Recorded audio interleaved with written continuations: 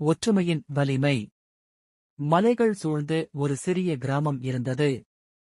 அந்த கிராமத்தில் வாழ்ந்த மக்கள் எல்லோரும் தங்கள் வேலைகளில் மட்டுமே கவனம் செலுத்தி ஒருவருக்கொருவர் உதவாமல் தனித்தனியாக வாழ்ந்தார்கள்.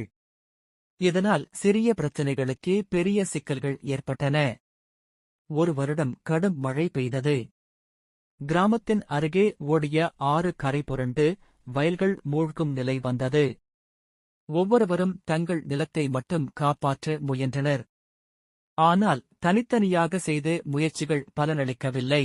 அப்போது கிராமத்தின் முதியவர் ஒருவர் அனைவரையும் கூட்டி, நாம் எல்லோரும் சேர்ந்து செயல்பட்டால் மட்டுமே இந்த ஆபத்தை எதிர்க்க முடியும் என்று அறிவுரை கூறினார்.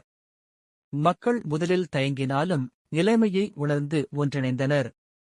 யாரோ மணல் மூட்டைகளை எடுத்து வந்தனர், சிலர் தடுப்பணை கட்டினர், மற்றவர்கள் நீர் வழியை மாற்றினர். ஒரே நாளில் ஆற்றின் வெள்ளம் கட்டுக்குள் வந்தது. வயல்கள் காப்பாற்றப்பட்டன, வீடுகள் பாதுகாப்பானது. அந்த நாளிலிருந்து கிராம மக்கள் ஒன்றாக செயல்படத் தொடங்கினர். திருவிழாக்கள், விவசாயம், பிரச்சினைகள் எல்லாவற்றையும் சேர்ந்து செய்தார்கள்.